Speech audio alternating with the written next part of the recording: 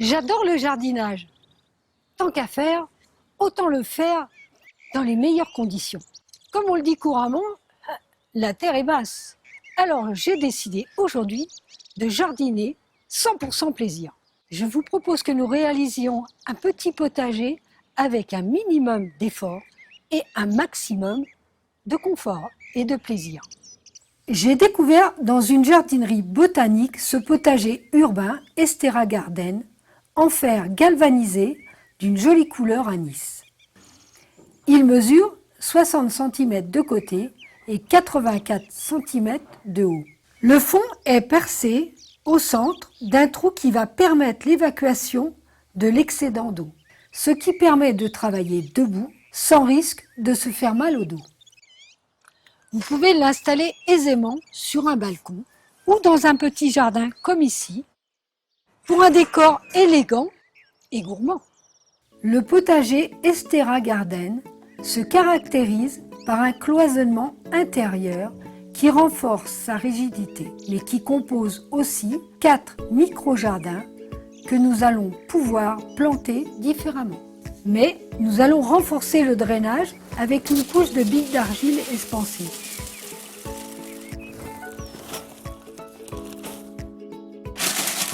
Vous pouvez également utiliser des gravillons. Il est temps maintenant de remplir de terre notre petit potager. L'important est de créer un sol vivant, aéré et qui conserve suffisamment l'humidité.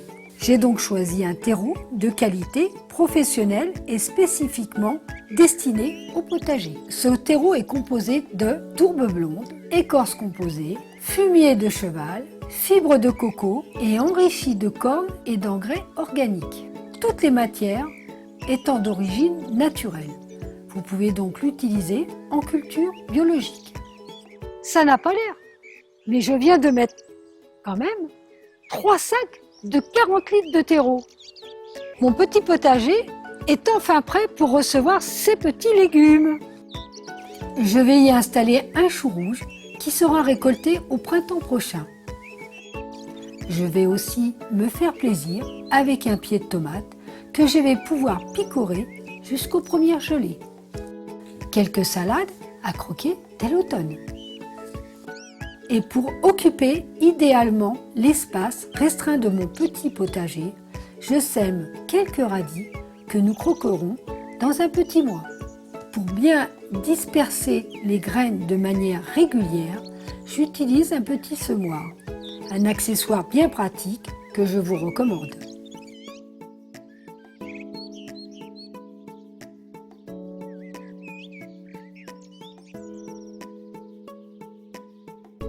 Maintenant, n'oublions pas l'arrosage, en douceur et en profondeur pour que tout le terreau soit bien imbibé.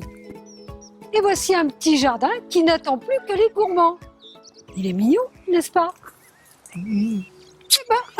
Elle est mignonne ma jardinière, non? Elle a fait un très joli petit potager pour le balcon et moi je vous propose d'aller visiter plutôt des jardins familiaux, des potagers plus grands qui sont ouverts à tous et ça c'est la rubrique jardin à visiter et c'est tout de suite.